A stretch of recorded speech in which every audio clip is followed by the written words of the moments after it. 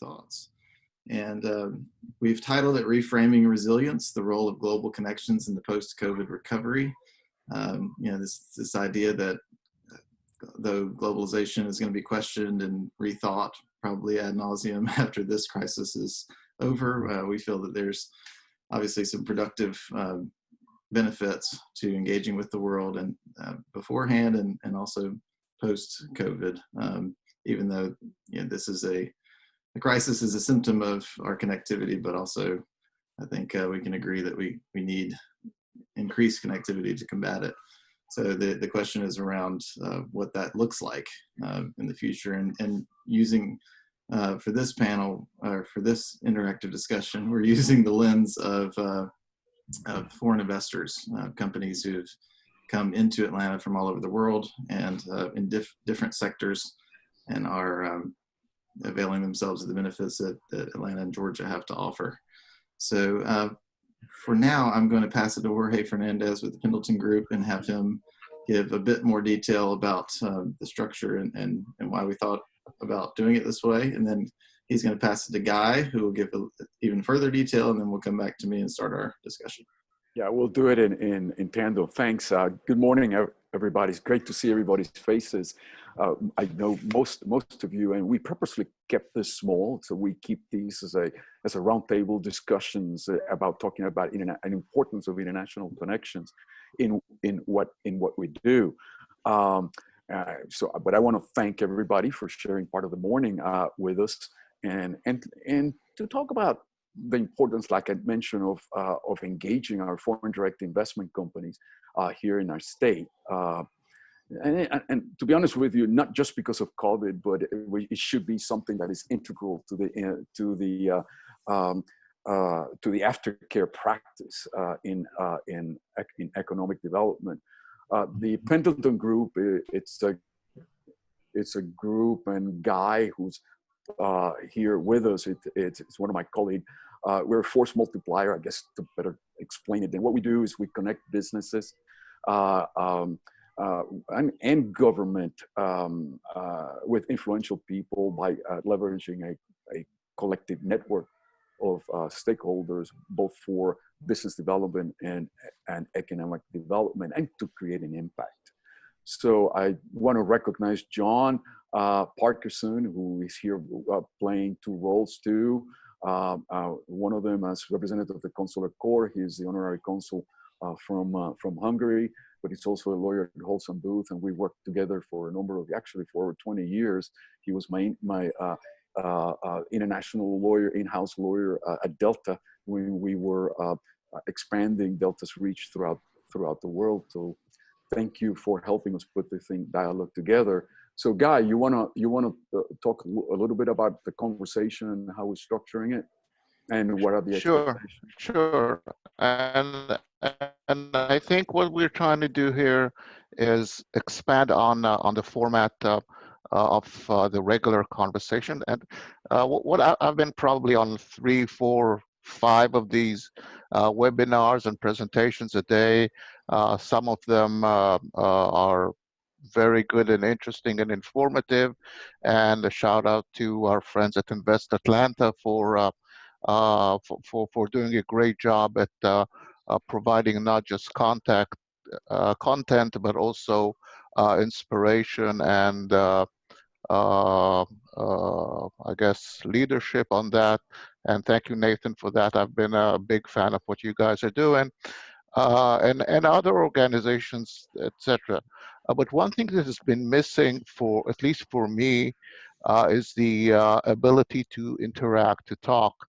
One thing that I really miss from the olden days is people getting together, strategizing, making some, through conversation, developing ideas and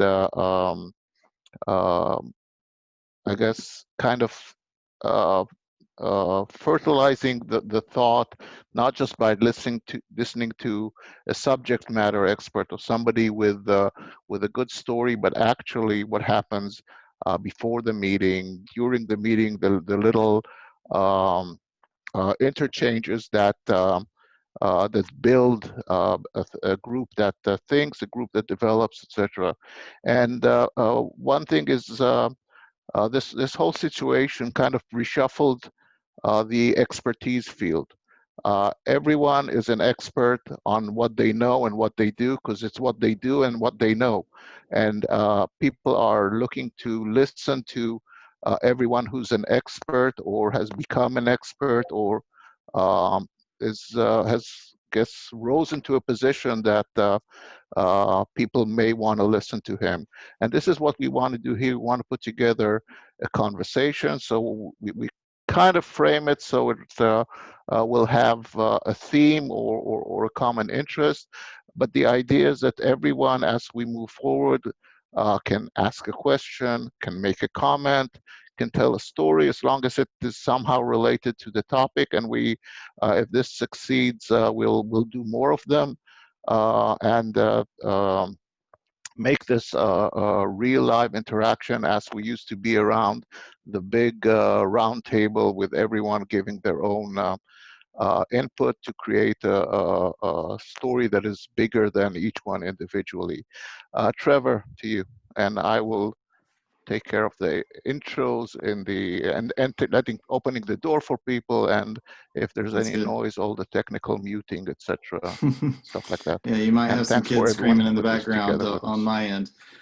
So, you know, in the spirit of what Guy was just saying, we, you know, obviously this takes a little bit of more of an intentional, you know, bent to try to create some interactivity here. So what I'm going to do is I'm going to ask each of you to do a one breath introduction for yourselves. Each of you who are not our quote unquote panelists, just so that we all know who's in the room. I mean, you can obviously see the screens, but so instead of just going around the table, since we don't have one, I'll just call out your first name and just tell us who you are, the organization you represent, and maybe a very, very brief, you know, why you're here kind of thing. And we'll go from there. I just want to make sure y'all are awake before we get going. So Jesse, go ahead. Good morning, everybody. I am Jessie Jenkins. I'm Director of Trade Development here at World Trade Center Savannah in lovely Savannah, Georgia. I'm situated right on the river. I actually see a container ship going by right now. So business is alive and well down here, don't worry. And what I do is just connect companies from the Savannah region to international markets, and I help international companies locate in the Savannah region. Cool. Jacobus. You're muted. You're muted. Jacobus Boers, I'm Assistant Dean International Engagement at Robinson College of Business at Georgia State University. Of course, we have a significant number of international students and international activity, which the higher education contributes a very significant amount of foreign dollars coming into the state.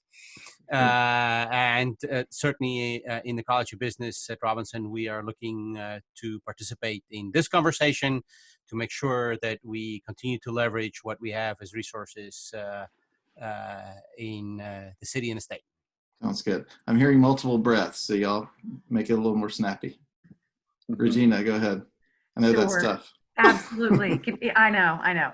Regina Maddox, Executive Director with Next Generation Manufacturing. And our organization is, we're a nonprofit, of course, manufacturing association. All of our participants are manufacturers of every vertical, size, and make pretty much anything that has to be made. And I will share that over the last however many weeks it has been, since March 17th, we posted 18 webinars, and through those 18 webinars, we have connected with, this is new manufacturers, 1,761 new manufacturers through those webinars who are just looking for information. So it has been a very different world than we operated in before, but I'm just here to learn and hear what's international component is huge, of course, with all of them. Regina has to endure manufacturing tours with me sometimes. And, it's a pleasure.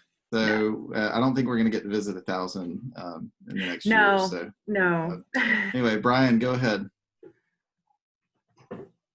I'm Brian Johnson. I'm the city manager of Peachtree Corners, Georgia, which is a North Metro municipality. And also, we are the owners and essentially operators of Curiosity Lab, which is the first really one-of-a-kind living laboratory for advanced vehicle, smart city, and cybersecurity, proof of concepts, testing and demonstrations. So, you know, our role here is to have created an environment for companies to come and test or demonstrate their products in those areas.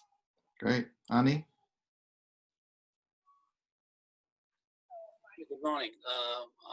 I'm Ani Agnihotri. I'm managing partner of USIBRC as well as co-founder and CEO of Marshall Automation, having interest in manufacturing as well as India. And I have had the honor of participating and organizing the US-India Business Summit for the last 11 years with Georgia Tech. Great. Cynthia? Hi, I'm Cynthia Curry with Metro Atlanta Chamber, and I help build up our smart cities ecosystem across the 29 Metro County area. So a lot of our work is connecting partners and kind of helping facilitate relationships that end up in public-private partnerships and projects around the city. And so great to see a lot of y'all. It's been ages. So good to see some familiar faces, and thank y'all for doing this. Yeah, and I think y'all will start to see as we keep going through the intros that how we wove together sort of the invitees and what we hope to, the kind of melting pot we hope to create here. So Matthew? Can you hear me? Yep. Okay. Matthew Devanir. I have my own international strategy consulting and private bank, as it were. I help small to mid-sized companies with global ambitions, import, export, et cetera. I'm former treasurer of World Trade Center Atlanta, immediate past president of the British American Business Council. And one of the things I've been doing in the last 2 months that I find this group relevant to is I've been helping small businesses in the Southeast who have imported various products pivot to import PPE from Asia primarily, helping them with supply chain management, logistics, and financing of that. So bringing masks and gloves to, hospitals and medical centers and other frontline staff. Okay. Minori, you're muted, so unmute yourself. Oh, I'll unmute you then. Okay. Can't hear you. Okay, good. Minori De Silva. Trevor, first of all, thank you very much for the invitation. Appreciate it very much. I am an attorney doing employment and business law at Stanton Law, and I'm on the board of the British American Business Council and the current president of the Netherlands American Chamber of Commerce here in the Southeast. And we've been doing a lot of pivoting, learning a lot about unemployment benefits as part of how this affects companies when they weigh up what they had to do and their options. It's been a learning experience for everybody. And we did a survey, which Trevor, I don't know if you want to mention later, which you kindly posted on Global Atlanta. The Dutch Chamber did a survey on the effect of COVID-19 on business activity here in the Southeast. Great. Thank you. Clarence? You're still muted. Sorry. There you go. Hi. My name's Clarence Tan, and I'm from Enterprise Singapore. Enterprise Singapore is an organization that's part of the Ministry of Trade and Industry in Singapore, and I'm the regional director in New York. So in normal times, I would be sitting in my office in New York and traveling around the US. But as luck would have it, I'm back here in Singapore now to help a little bit with the COVID-19 efforts we have here. I'm immensely thankful for this technology called Zoom, so I can stay in touch with everyone halfway across the world. And hello. Thank you. And you're staying up late for us, so we really appreciate that. Andrew? Yes, Trevor, thanks. Andrew Carnes, I'm the Vice President of Economic Development for Partnership Gwinnett. We're the economic marketing arm for Gwinnett County as well as all 16 cities, obviously. Marketing Peachtree Corners, where Brian Johnson is, and that kind of stuff, to new companies, but also taking care of our existing companies that are here. I think it's no secret. We have over 600 international-based companies, so we're very international here in Gwinnett. Yeah, say so. Hey, good morning. Good morning, everyone. This is Cesar Vence. I'm the Deputy Director with the City of Atlanta Mayor's Office of International Affairs. As you probably, for those of you that know our office, we wear many hats, but I will say the primary role is to position Atlanta globally and also act as the bridge between the City of Atlanta and the international community, particularly the diplomatic community. I particularly work very closely with the economic development stakeholders in the city, and we run the City of Atlanta's Passport to Export initiative. Cool. Lucia? Gotta unmute. Yep. Good morning, everyone. I'm Lucia Jennings. I'm the president and CEO of the Brazilian American Chamber of Commerce. It's a nonprofit organization, but membership driven, and we foster business and investments between Brazil and the Southeast United States. I have been very busy with webinars. As you know, Brazil is now on the headlines as the second, I would say, after United States, as the largest cases of COVID-19. A lot of noise is coming from Brazil in that regard, but we're still hanging our flag up and think that this is going to be going away, and we have opportunities to do more trade and investments with Brazil. I thank you so much for being here, and I want to learn as much as I can about what you guys see of the future norm. Where are we going to just be a square in a screen, or are we going to be again putting events together like we have done in the past? So anyway, thank you so much. Nathan? Hey, good morning, everyone. Good to see so many familiar faces. Good to see everyone on the screen. So my name is Nathan Regan. I'm the Senior Vice President of Economic Development at Invest Atlanta. We are the city's economic development agency. Foreign direct investment is obviously a key component of economic development in the city, and I've worked with a lot of you on those matters, and glad to be a part of this conversation today. The future of FDI for the city is obviously very interesting for us at Invest Atlanta. I'm very interested in the conversation. Glad to be here. Great. Thanks for the invitation, Trevor. Thanks. Prabhu? Sure. My name is Prabhu. I'm actually I'm stepping in for Maddie Cook, who's worked with the Peachtree Corners quite a few times in the past. She couldn't attend today. I'm the Trade Commissioner and Head of Foreign Direct Investment Team at the Canadian Consulate General in Atlanta, Georgia, in charge of 6 of the Southeastern United States. I'm a career diplomat, and my role is to bring FDI from the United States into Canada. And I think during COVID, it's really an interesting time to look at this because we have a great supply chain advantage in North America as a part of the largest free trade zone in the world due to USMCA. So I think it's a great time to explore how this can be an advantage for us to nearshore some of these supply chain needs that we have across North America without relying on perhaps external partners. And we're also finding out that a big driver in foreign direct investment right now is the H-1B cap in the U.S., where talent is difficult to bring into the United States. So people are nearshoring that talent in Canada to service the United States market. Interesting. Lauren? Hi, guys. I'm Lauren Lackey. I'm with the Pendleton Group. I manage programs and projects. I come from about a decade of experience with non-traditional revenue development in the government and nonprofit sector. So I'm happy to be here. Great, thanks. I'm going to unmute Kimberly. I think we've got Kimberly Schulman joining on the phone. I'm going to unmute her so she can chime in if she hears me. Yes. Can you hear me?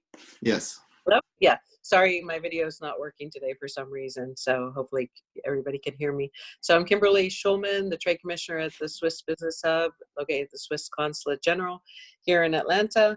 Our primary role is to help assist Swiss exporting companies in entering the U.S. market, and then also for American companies, we help them to do investment promotion and provide investment promotion services to help them.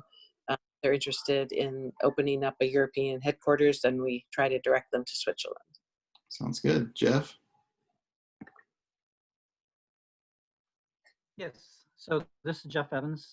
I work at Georgia Tech and do a lot of work in advanced wireless communication systems for the government and for some industry.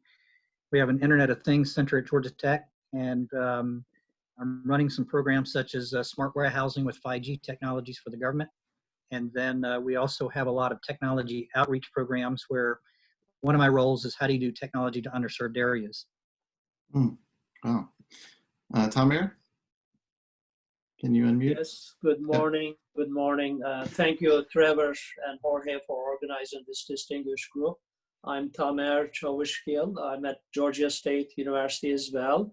I direct the Center for International Business Education and Research. That's what we call CYBER, internationalizing students and faculty, but an important dimension of our work is to reach into the business community and interact and learn and share advice, guidance, and insights. Thank you. Great. And we've got one mystery caller on the phone. I'm not sure who it is, so I'm going to unmute you and you can introduce yourself.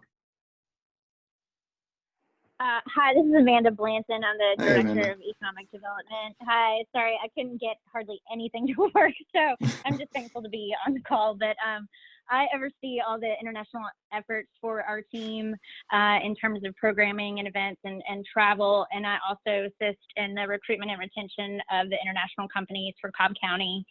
And really our team just sort of acts as a conduit for the international business community and sort of any resource that they may need on a local and state level. Great. I think we got everybody. We got through it. So maybe next time we won't have to do that, but I think it was good to get y'all going and you know, really solidify the fact that we want you to talk. I mean, we definitely want to hear from our speakers, but we also want to hear from you as well. So the way that we're going to do the participation, like, I think it's probably best to do if I can't see you raising your hand or something like that, if I don't call on you, probably best to just chat at me and then I can get your question if you have something, you know, a burning question that you want to get to while the panelists are speaking or afterward. I'll try my best to, you know, look for nonverbal cues, but we'll see how that goes. So I don't think I introduced myself. I think most of y'all know me, but I'm Trevor Williams. I'm the managing editor of Global Atlanta. So we're a news service covering international business here in the state. So we focus a lot on trade and foreign direct investment as subject matter for us. So happy to be helping facilitate. So I'm going to introduce our three presenters, and then I'm going to ask them to do sort of a bullet point introduction of themselves and their companies. Again, we want to feature them, but we don't want them to, you know, be just the talking heads here. We want to get some discussion going. So representing Cynamics, we have David Savage, who's the Chief Operating Officer of Cynamics. We've got Marco Busato, who's the Managing Director of eDome Consulting. And then we've got Daniel Caraway, who's the co-founder and CEO of RWDC Industries. And so I'm going to ask, maybe starting with Daniel, tell us about RWDC Industries and tell us about where you are setting up your Georgia operation and what your international connection is. Sure. Well, thank you, Trevor. I'm the founder and CEO of RWDC Industries. We are a company that manufactures replacements for petroleum-based plastics for single-use articles. We serve brand owners who are global. My co-founder, my partner, is from Singapore, so that was the initial international connection. And we're globally focused because our customers are globally focused. And so we serve very large brand owners who have operations around the world. Our funding has come globally as well, so there's some direct investment into the U.S., and then of course we're investing in other areas around the world as well. So we're focused on renewable-based materials that enable our customers to make better choices in packaging materials, primarily in the food service and food packaging sectors. Our materials are biodegradable and better for human health and safety as well as the environment. Cool. And you're setting up a factory in Athens. Tell us about that and how that came about. Yes, we are. Athens really developed because of a relationship that I have with the University of Georgia. I got a PhD at the University of Georgia back in the early 90s and have maintained relationships there. we have a pretty unique partnership with the university. It's a good model for private industry and university partnerships. And it was just very convenient for us to also set up our initial manufacturing headquarters here because of what exists in the state of Georgia and in Athens-Clarke County in terms of the cooperation with economic development. So we are we're focused our initial manufacturing development here in Georgia, specifically here in Athens. Cool. Marco, why don't you jump in and tell us about EDOM, international connection, and your Georgia operation so far. Good morning, everybody. This is Marco Busaro. Also very glad and thankful to be part of this discussion and to see many familiar faces. I'm, as you said, Managing Director of Industry for All at EDOM, and I'm also a representative of my company at the board of Point A, which is the Innovation Center on Digital Supply Chain launched by Georgia Pacific in 2018. EDOM is a global corporation headquartered in Spain. We provide independent professional services in the fields of engineering, consultancy, and architecture. We're roughly 3,500 people located in 45 offices around the globe. North America, for sure, South America, Europe, Middle East, North Africa, India, and Malaysia. So far, we've been in business for more than 60 years and managing more than 15,000 projects in sectors like energy, transportation, manufacturing, for sure, water, infrastructure, generally speaking, telecommunication, etc.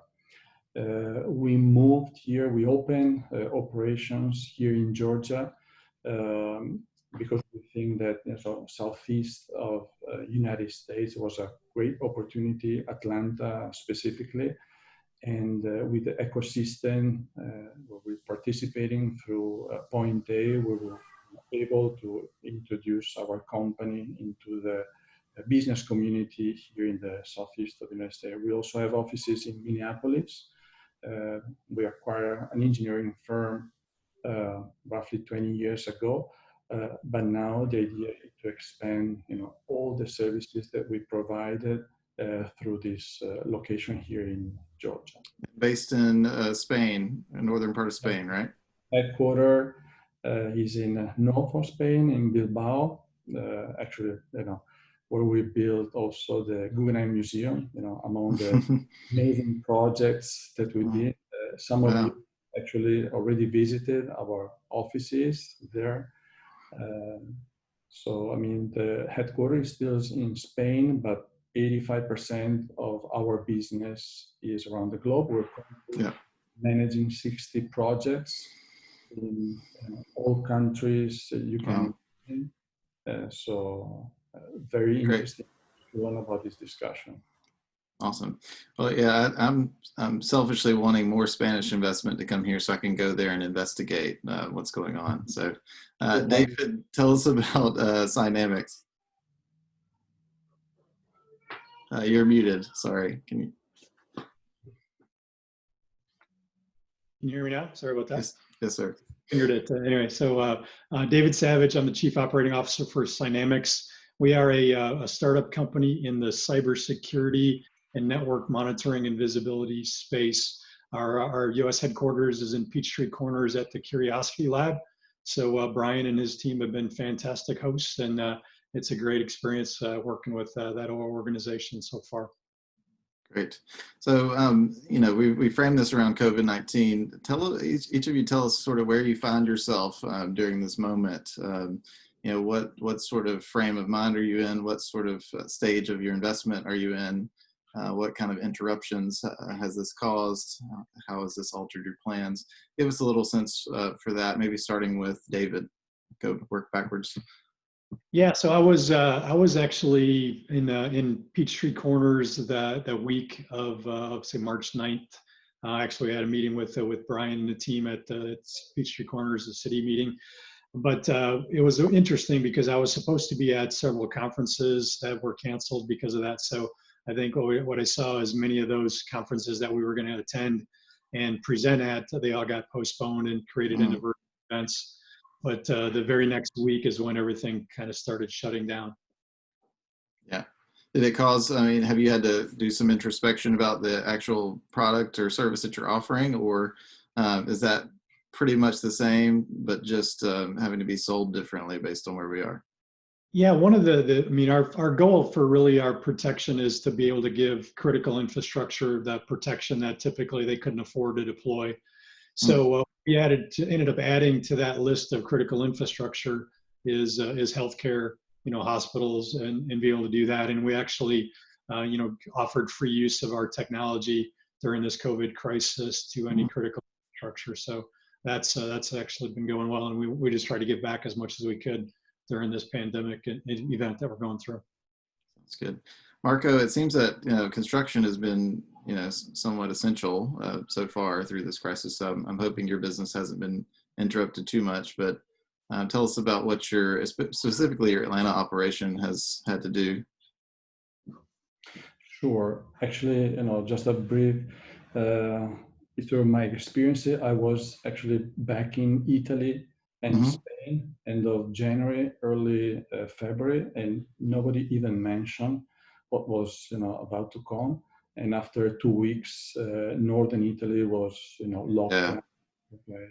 So actually, this was like a tornado, and so attended Modex here in Atlanta, and was probably the beginning of the shelter-in-place situation. So since we're basically dealing with complex projects in infrastructure, I mean, one of the pillars of our business is to get very close relationship with customers, suppliers, and it's impossible to manage complexity without close, strong, constant interaction. So although these large infrastructure projects are still ongoing, we had a major effect in the way we actually handle the relationship with our clients. So over a weekend, the whole company, 3,500 people, were basically working remotely. So it was a big shock, but in terms of communications and network infrastructure, we were able to basically switch to remote working. So we didn't have interruptions in terms of operations, but many projects for sure have been put on hold. Airports or certain infrastructure, and on the other side, other projects have become critically for certain sectors like health, food and beverage, where they had a strong increase from a manufacturing perspective, for instance. Yeah. So Daniel, you were sort of in the middle of building a factory when all this came along. What's been your experience? And we're still in the middle of it, and I think the middle has been expanded somewhat because we did lose a majority of the workforce that we had in place at the time, and we've been able to slowly ramp that back up. We're not back to full speed as we were before the crisis, but thankfully we have been able to get some crews back on site, get them engaged in smaller portions of the project. So we're we expect that ultimately it's probably going to be somewhere between a 90 and 120 day delay on getting to where we had ultimately thought we would be before the crisis. How were you able to raise money during a pandemic? I mean, you raised what, $170 million or something total? Right. Which I think is astounding. I mean, if you were a technology company, that would be on the front page of every paper. But for some reason, since the manufacturing enterprise, it wasn't really covered as much. Yeah, and I think another factor in that was what our products are used for. Since we're really focused in food service and food packaging, there's been a lot of attention really, around the fact that reusables in that space may cause some vulnerabilities or may cause some problems from infectious agents. And so single-use materials are much more amenable to hygiene and cleanliness. And we offer options for single-use items that don't harm the environment and are better for human health and safety. We've seen demand just continue to, an avalanche of demand coming since the crisis. So that's great. Yeah, and I will point people to my story selfishly if they want to read more about your company. And since we don't have time to get into it too deeply here, I tried my best. The science was a little over my head, but we'll see. For each of you, I heard that relationships are extremely important. What have been the methodologies by which you've stayed in touch with people? I mean, what has stood out in terms of your interaction with the economic development communities that you've worked with in particular? Maybe starting with Marco, and perhaps being in point A has helped. Entering the market through an innovation center, maybe that's been a favorable structure. Absolutely. You hit the point. I mean, being part of this ecosystem, right now we're roughly 45 companies, but, what interactions with probably another 40, 50 companies. I think this was one of the, major asset that we're able to build, in this community, because all of a sudden the community, the ecosystem, got together, and there were many initiatives to stay in touch, to understand where the consequences of this tremendous crisis will lead us. So being part of this network was tremendously helpful, and it was very supportive and collaborative since the very beginning. So the goal of this ecosystem was to design and solve problems in a frictionless, very collaborative way. So I think that was a key element, the aspect that was able to drive us through these, initial months of, disruption of our business.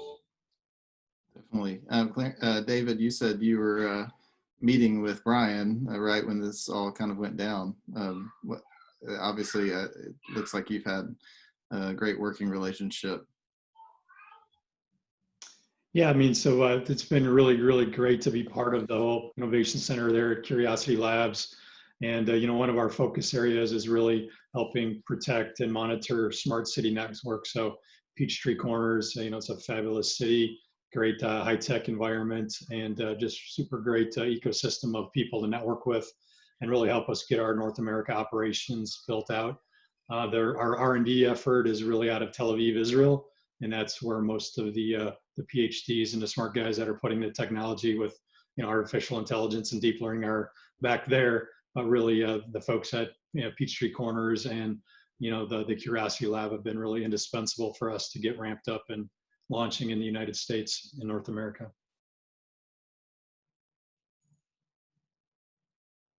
Daniel, I want to ask you the opposite question. Your co-founder is in Singapore, obviously very experienced person in terms of manufacturing around the world, and that's how y'all got together, I think. How have you stayed in touch with him and kept him apprised of what's going on, and your funders as well? I'm sure they're asking for updates. So what's that been like? Sure. I guess the mechanisms of how we've accomplished the communication really haven't changed. We're mostly using telephone to communicate, but what we've done is we've changed the frequency and a little bit of the approach, just to try to have frequent, very focused conversations. As far as group wise, we've certainly used products like this, like Zoom, but for us it's really more about how do we schedule and focus our conversations so that we can try to be efficient time-wise. Since in-person communication isn't available as it was. Perfect. Well, we'll keep this going for sure. I think Prabhu had a comment he wanted to add sort of about the relationship piece. Why don't you come in, Prabhu? Sure. I think we've been maintaining relationships, of course, through Zoom and Microsoft Teams and WhatsApp and every other tool available. But I think there is a danger that people may assume that this new normal is an effective way of building relationships. The reality is, on the diplomatic side and on the trade side, relationships are based on trust. And to build trust, it requires repeated engagement and often being in the same room. And there's this danger that we think that because of COVID and we see remote working as being possible, that's going to replace face-to-face interaction and personal relationships. And you cannot replace those, because that's what leads to trust, and that's what leads to the ability to make deals, expand your horizons, and work sort of together on mutual projects. Yeah, I think for me, I've sort of felt like if you have an existing relationship, this is a way to maintain it. It's hard to build a new one. And I think this panel or this discussion, I think is kind of indicative of that. I mean, hopefully we're introducing some of you to folks you don't know, but like you said, probably it's going to be hard to establish that trust remotely. Ani, I think you wanted to mention something. Yeah, I have a question to all the speakers here. As in your opinion, what do you think what we are doing currently, or what we ought to do in order to reach post-COVID situation of economy as it was on March 1st? In other words, how would you compare and contrast yourself as a company or organization, institution, as what we need to do? And I think I would add to that, I mean, since you all have connections in your home countries, maybe everybody's trying to figure out the right approach to reopening, right? So different countries have different experiences. Marco, do you want to start on that? I mean, you have an interesting window into the economy given what you do. Yes, to be honest with you, there have been such a variety of different scenarios. I mean, look at Europe. We have, situations like, south of Europe, Italy, Spain, very conservative, versus countries like Sweden or UK that, reacted or even didn't react at all to the situation.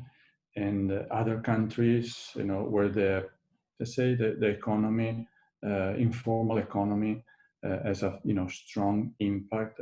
Nevertheless, they're trying to follow more or less the same rules. I mean, safety and health of your employees and customer has to be the first focus. But we don't have to forget that without our reactivation of the economy, the problem will be just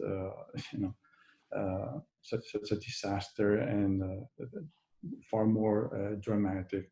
So we think that the more communication information, the better. We're so eager to get precise information about what the situation is, because even from health organizations, we don't have a clear picture of what the real status is. We had discussions about, is this mask useful or not? We're bouncing back and forth between different, guidelines, because nobody knows the effects. So it's a sort of a trial and error approach. So the quicker, the errors and positive approach demonstrate or are useful, the better for the overall community. So I think it sounds like communication for sure is a key, both intra-company and between government stakeholders, economic developers, and those who are investing potentially. I've heard that particularly on the manufacturing side, people that have a global presence have had somewhat of an advantage because they've had to deal with it in different places at different times. And so sometimes the European or the American operation maybe had a little bit of a head start because they knew what they were dealing with in China, and they've been able to fashion some kind of best practices that work across their global presence. So that's been interesting. Jorge, do you want to say something? Yeah, on this vein, from what Ani asked, I'd like to ask the question of what has been your impression of what you have seen out on the street. One to Jesse, because I'd be interesting to see what's happening in the Savannah region. And the other one, more from a manufacturer perspective, Regina, just quickly what you have seen in what 1,000 visits or conversation you've had with manufacturer. So Jesse, your thoughts from what you have seen in Savannah and the presence with the port, et cetera? Absolutely. Well, like I said when I had my intro, my office is right on the river, and there have been ships going back and forth this whole time we've been talking. So the port is alive and well. Of course, they've seen a dip in traffic around the time the bottom fell out earlier this year, but it's picking up, and potentially they could end the year, you know, a net zero loss, right? We'll just see what the next few months look like. As far as like a tourism perspective, Savannah has adopted some interesting initiatives. An example, we're closing some lanes of our streets here to allow restaurants to set up tables in the streets and on the sidewalks rather than indoors. Our gyms and barbershops, salons, and things of that nature are open with a lot of precautions in place.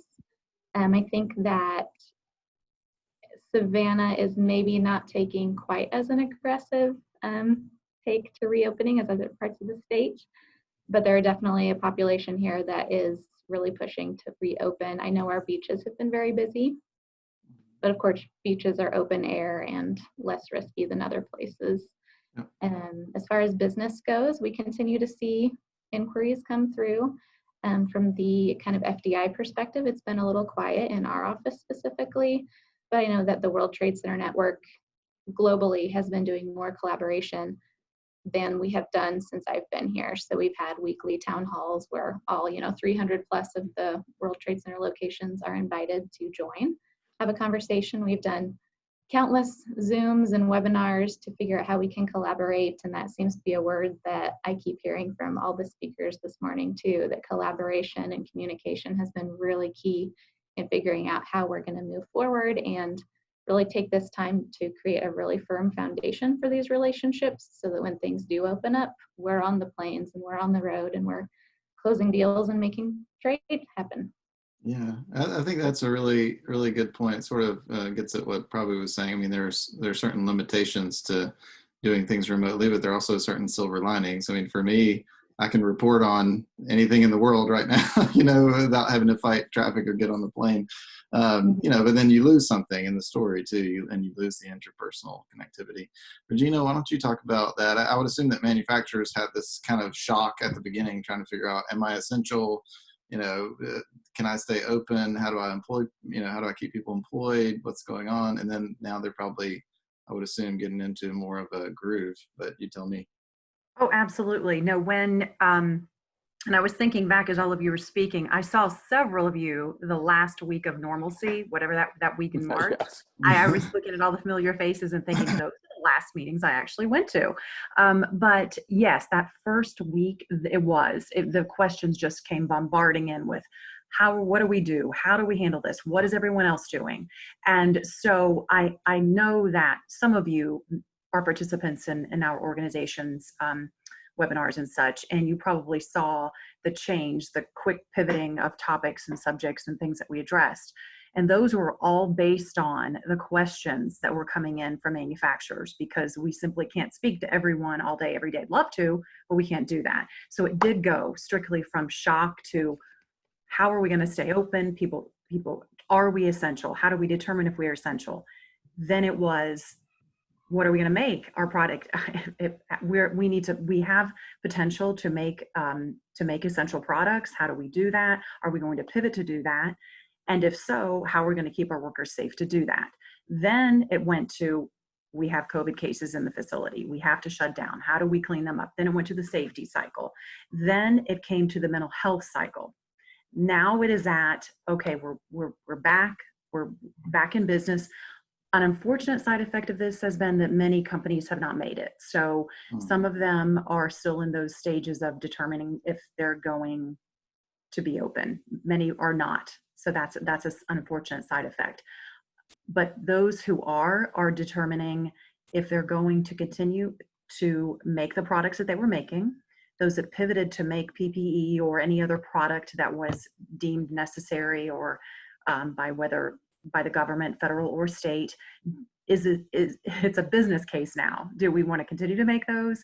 And then the whole safety thing still seems to be.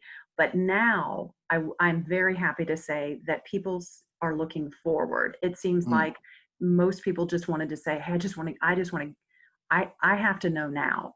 Things that I used to have a week, 2 weeks to talk about, meet over, I can't. I have to decide in an hour if I'm going to make this. And a good example of that is many weeks ago, and I know, Trevor, thank you for writing the story about this, Shaw Industries received a call from the folks up at the Javits Center. They needed flooring for their temporary hospital, and they needed it within 48 hours on site and installed. Their workers came together and made that happen and made it arrive in New York City in time for that to go. So people are ready to go. It's been a great experience, and I love and you all mentioned collaboration.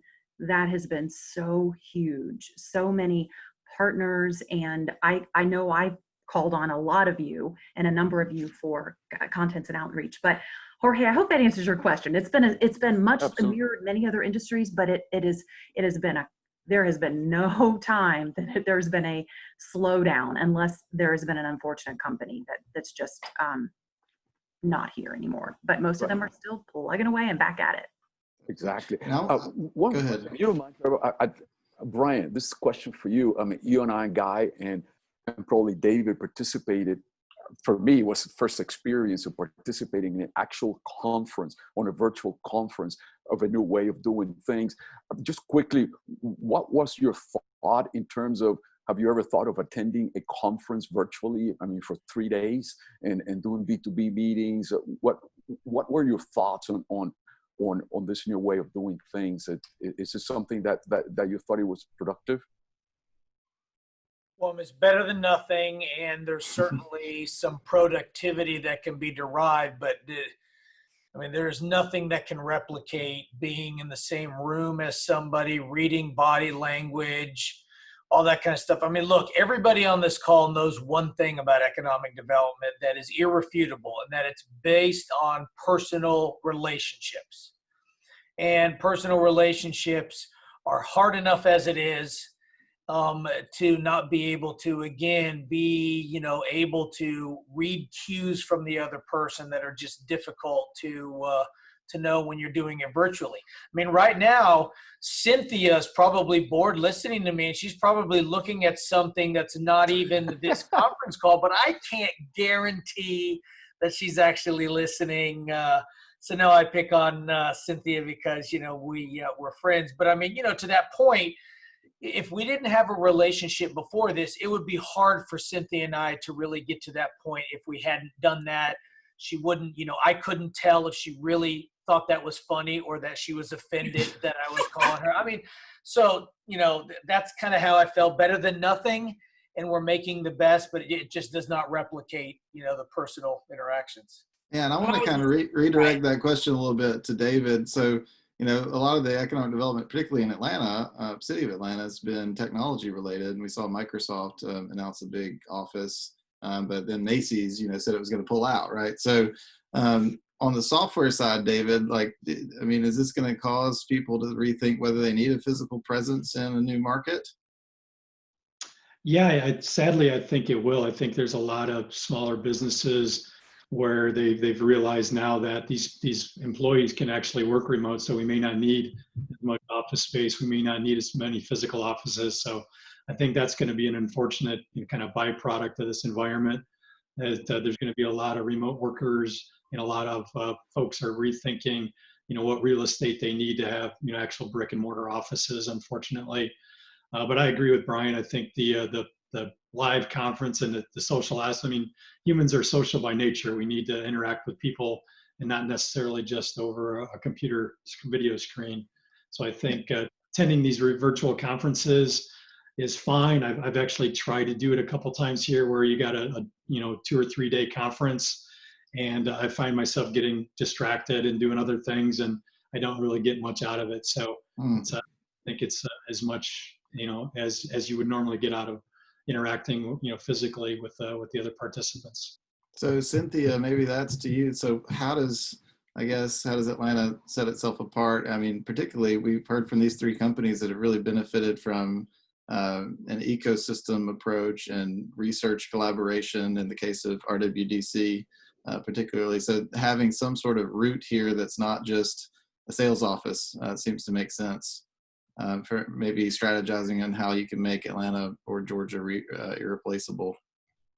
Yeah, I mean, we're shifting too, right? Figuring out how to continue to do economic development in a virtual world and exploring things like virtual tours. And we do a partner call with our economic development partners every single week. We've got our board of advisors and board of directors calls that we do every week. So, and collaboration is the whole name of the game at the Metro Atlanta Chamber. So that's really what we've been doing the most, is making sure that we're connecting people with people and companies with companies to help them really solve the problems that we're faced with right now. And we're just now kind of entering that phase of helping everyone make sure we have a good understanding of how to re-enter the workforce, what's safe, what's to do, and kind of getting good resources out to the Metro Atlanta area on, you know, how to do that, where to reference, things like that. And in the smart cities and IoT ecosystem, it's been super cool to see a lot of companies kind of pivot their technologies that they were already developing to new uses like thermal readings and, you know, space density and facial recognitions to determine, you know, if people have masks on. So Atlanta is vibrant and nimble. And I think one of the best things that we've learned from all of this is our diversity of industry is so robust and really is our strength. So same with Georgia, right? I mean, we don't have one particular industry that drives us forward. So we're really kind of bringing all those industries together to make the most of the future for Atlanta. That's what we've seen. Great. Well, we've got 2 minutes before 12. We can keep it going a little bit afterward. I don't want to hold anybody here though. So, Guy, did you want to say something about that? Yes. Before everybody goes to their next Zoom or conference or webinar, etc. First of all, this has been for me. It was a very exciting experience. Looking at all the faces, look at Cynthia taking notes the minute she heard something important. It's good. That's part of the feedback that that we can get. Again, live with what you got. But I think moving forward, we will want to continue this kind of conversations. And following this, we will send out a survey, a very short one, trying to see what worked, what didn't work. And also we're going to be asking whoever wants to join organizing or thinking about these things, please let us know. And if there's any people who should have been on this call and weren't, we're going to try to make this an ongoing conversation that hopefully will benefit us not just intellectually, but will eventually have actual results, to-dos, whatever can come out of this type of interaction. So, Guy, do you mind if we cut off here for those who need to leave, but extend for maybe 5 minutes to answer a few questions? Sure, absolutely. Yeah, maybe 5 Thank you, or 10 Jacobus, minutes. for being here. Yes, thank all of you. I wanted to, before we get to the specific questions, I wanted to bring in our binational chamber people. Be interested. Minori, you had a question about the worry about healthcare costs in the U.S. and whether that harms the ability for the U.S. to economy to get people back to work. Is that something you wanted to flesh out a little bit? I just thought about it because in fact a Dutch client of mine brought it up as certainly when you look at all the different the variety of who's in business, there's a lot obviously of people who don't do technically essential businesses, like people who run sports clubs, they run summer camps, they do a lot of things which are not viewed as essential, but nevertheless they generate income for their owners, they provide income going to the economy. And I just heard in this discussion with my Dutch client the hesitancy in the US might be also tied to the fact that there are certainly worries about, well, what if I get COVID-19 and there's a serious consequence to that and I can't afford to do it? And is that playing a role in, deterring people from going out and doing things like going to bars, restaurants, getting their nails done? That's still a significant part of our economy. So I was just curious if anybody else had any views on that. Maybe did any of our company representatives, have you had any issues with your employees related to that? Doesn't seem like any of y'all are really focused in the consumer, space in particular, but maybe Daniel, you said you lost some of your workers. Was that related to, people not wanting to come in, or what was that focused on? Yeah, the workers we lost were primarily our contractors. And I think for them it was more of a misunderstanding or confusion about what was really allowed initially.